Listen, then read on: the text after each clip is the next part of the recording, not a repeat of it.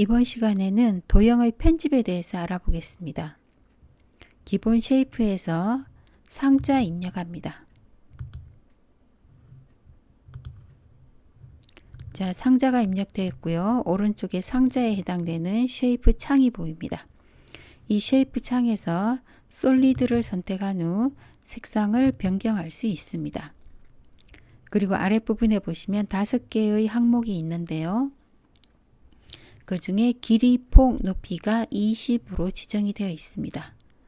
길이의 슬라이드 바를 움직이면 도형의 길이가 변경되고 오른쪽에 숫자 값도 변경이 됩니다.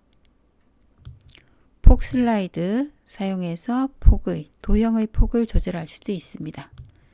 높이도 수정이 가능합니다. 그래서 슬라이드 바를 사용해서 도형의 크기를 변경할 수가 있고요. 오른쪽에 있는 숫자 값을 클릭한 후 새로운 숫자를 지정해서도 크기를 변경할 수 있습니다. 숫자를 클릭한 후 숫자 입력하고 엔터. 자, 이렇게 도형의 크기를 변경할 수 있습니다. 자, 그리고 위에 보면 반지름 값이 0이라고 표현이 되어 있는데요. 반지름을 표현해 보겠습니다. 자, 반지름 값은 도형의 모서리를 둥글게 굴려주는 원형의 값입니다. 도형의 모서리를 둥글게 굴리는 원의 반지름 값. 그리고 지금 단계가 10이라고 표현되어 있습니다. 단계를 줄여서 1로 표현을 해보겠습니다. 모서리의 영역을 하나의 단계로 나눠 놓은 거죠. 단계를 좀 더 많이 하면 반지름이 좀 더 부드럽게 표현이 될 수가 있습니다. 자, 새로운 도형, 이번에는 원통 입력하겠습니다. 원통의 쉐이프 창이 보이고요. 솔리드 들어가서 색상 변경할 수 있습니다. 원통의 쉐이프 정보는 세 부분으로 나와 있습니다. 첫 번째 측면이라고 표현이 되어 있는데요. 측면의 20이라는 숫자는 원통의 테두리를 두르고 있는 직선의 개수입니다. 직선 20개가 모여서 원형을 이루고 있다는 의미인데요.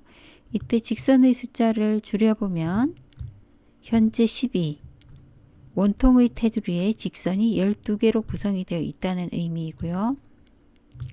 측면의 개수를 늘려보면 원통의 형상이 부드러워졌습니다. 즉 이것은 측면의 개수가 많아지면서 각각의 선들이 짧아졌습니다. 짧은 선들을 여러 개 연결하면 곡선이 부드러워져 보이고 측면의 개수가 줄어들어서 직선의 길이가 길어지면 각진 원통처럼 보이게 되는 거죠. 이번에는 베벨입니다.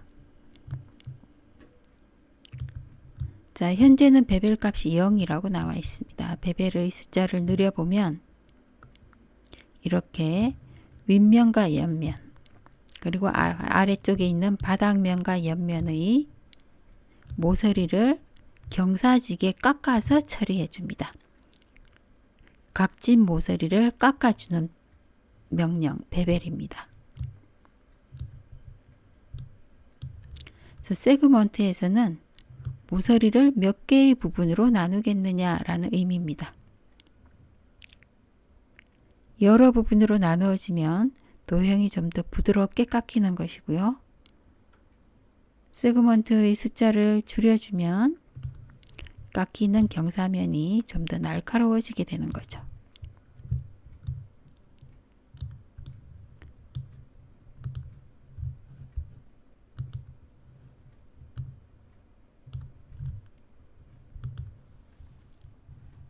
자, 이번엔 새로운 도형 입력해 보겠습니다. 자, 지붕 입력했습니다. 지붕의 쉐이프 창에는 기타 항목은 보이지 않고 솔리드만 있습니다. 솔리드에서 색상을 변경할 수 있습니다. 이렇게 도형에 따라서는 가지고 있는 속성들이 서로 다르기 때문에 어떤 도형에 대한 속성을 확인할 때는 모두 다 도형을 선택해서 확인해 볼 필요가 있습니다. 이번에는 원추 입력합니다. 원추 솔리드에서 색상 변경할 수 있습니다. 그리고 아래쪽에 4개의 항목이 있는데요. 상단 반지름, 원통과 같은 형상으로 표현할 수도 있고요. 밑면의 반지름을 확대 축소해서 모양을 변경할 수도 있습니다. 높이도 수정할 수가 있고요. 측면값이 있습니다. 이 측면값은 원통에 있는 것과 같은 의미입니다. 측면의 개수가 많아지면 선이 부드러워져 보이고, 측면의 개수가 작으면 선이 각지게 보이는 거죠. 이 측면은 짧은 선들을 몇 개씩 두겠느냐라는 의미입니다. 짧은 선들이 많아지면 부드럽게, 그리고 긴 선이 조금 있으면, 기다란 선으로 나타나 있으면 각지게 보이게 되는 것입니다.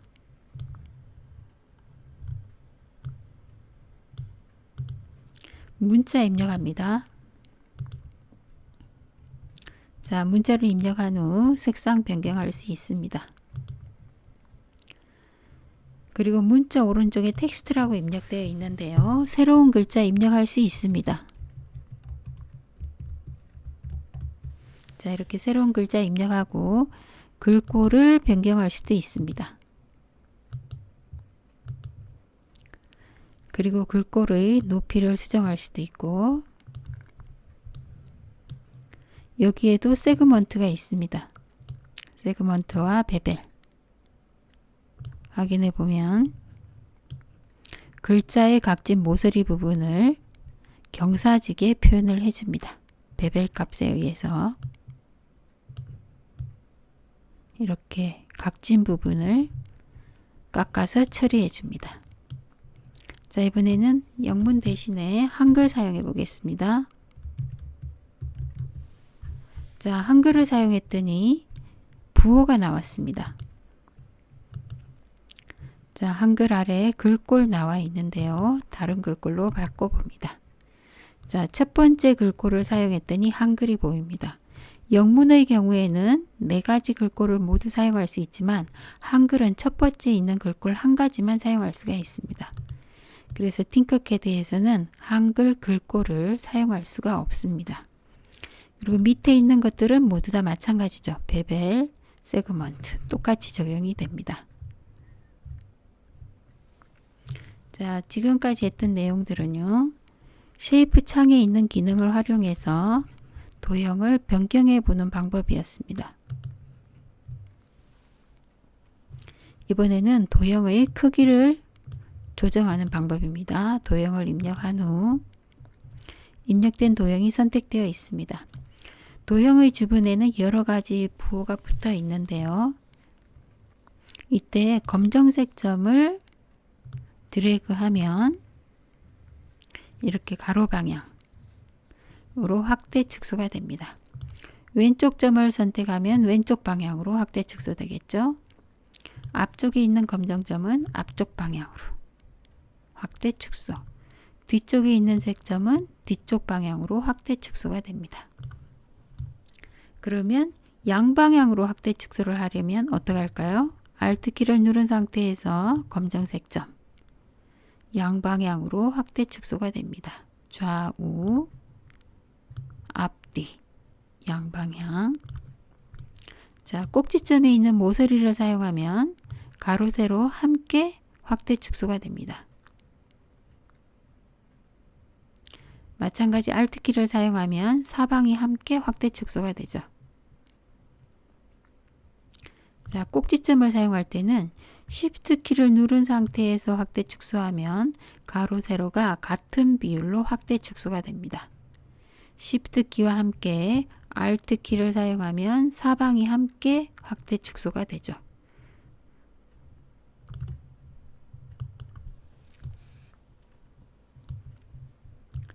이번에는 숫자를 지정해서 확대 축소하는 방법입니다. 자, 도형을 선택한 후 한 점을 선택하면 해당 선택된 부분의 길이 값이 나옵니다. 선택된 부분이 길이값이 나오면 이 숫자 창을 클릭한 후 새로운 숫자를 입력하면 확대나 축소가 됩니다. 다시 다른 방향을 클릭하면 또 다른 값이 나오겠죠. 여기에서도 새로운 값을 입력하여 확대 축소를 할 수 있습니다. 꼭지점을 클릭하면 가로 세로가 한꺼번에 나오고요. 이때에는 새로운 숫자를 입력한 후 탭키로 이동합니다. 탭, 새로운 숫자를 입력하고 엔터. 높이 값도 마찬가지. 흰색 점을 클릭한 후 지금 높이 값이 보일 때 새로운 숫자를 입력하고 엔터하면 높이를 수정할 수 있습니다. 자, 지금은 크기를 변경하는 방법에 대해서 확인을 했습니다. 이번에는 이동하는 방법입니다. 자, 이동할 도형을 선택합니다.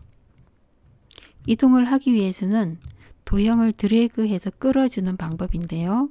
이때 도형을 드래그할 때는 도형이 가지고 있는 여러 가지 부호와 겹치지 않는 위치에서 드래그를 합니다. 좌우, 앞뒤, 대각선 이렇게 이동을 할 수 있습니다. 좌우로 이동을 할 때 수평으로 이동하고 싶으면 Shift 키를 누른 상태에서 좌우 이동합니다. Shift 키를 누른 상태에서 이동을 하면 수평으로 이동할 수가 있고요. Shift 키를 누른 상태에서 앞뒤로 이동하면 수직으로 이동할 수가 있습니다. Shift 드래그, 수평 수직 이동입니다. 자, 가로 방향으로 이동하는 축은 X축에 해당이 되고요. 좌우 X축에 해당이 되고 세로 방향, 앞뒤로 이동하는 것은 Y축에 해당이 됩니다. Y축. 그리고 위쪽으로도 이동할 수 있습니다. 위쪽으로 이동할 때는 위에 있는 화살표 키를 사용하는데 화살표 키가 다른 부호와 겹치지 않게 화면을 이동한 후 화살표 하나만 선택을 해서 드래그, 위아래로 이동될 수 있습니다. 그래서 위아래로 이동되는 것은 Z축에 해당이 되고요. Z축으로 이동하던 도중에 작업 평면으로 내려오고 싶을 때에는 알파벳 D를 사용합니다. 자, 아래쪽으로 내려가 있을 때에도 알파벳 D를 사용하면 작업 평면으로 이동합니다. 그래서 드래그를 해서 도형을 이동할 수가 있고요. 수평 수직은 Shift 키와 함께 사용을 합니다. 그리고 작업 평면으로 내리고 싶을 때에는 알파벳 D를 사용합니다. 자, 이렇게 이동을 시작했습니다. 이동을 시작하면 처음 시작 위치에서 이동된 거리가 숫자로 표시가 됩니다. 이렇게 표시가 될 때 숫자 위치에다가 새로운 숫자를 입력할 수 있습니다. 하면 정확한 위치로 이동이 되겠죠.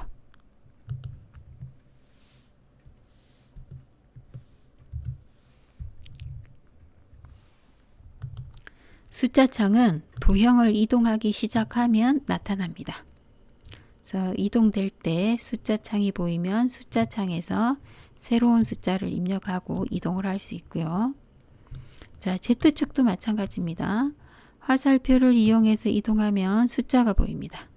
이렇게 숫자가 보일 때 숫자 창에다가 새로운 숫자를 써주면 되죠. 숫자를 클릭한 후 새로운 숫자를 입력합니다.